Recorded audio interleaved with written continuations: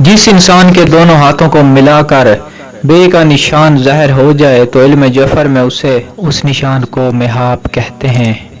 ایسا انسان رحم دل اور دوسروں کے لیے جینے والا ہوگا، کیونکہ اس کی دونوں ہتھیلیوں میں ایک دوسرے سے جڑنا لکھا ہوگا۔ ایسے انسانوں کی سب سے بڑی خامی، ان کا معیار ہمیشہ ہمدردی کی طرف جھکے گا۔ اگر یہ اپنے فیصلے احساسات سے مبرا کر دیں تو اللہ کے کرم سے کافی انسانوں کے چہرے واضح ہو جائیں گے، کیونکہ ان کی سب سے بڑی شکست یہ ہوگی کہ لوگوں کو اپنے دل سے دیکھیں گے۔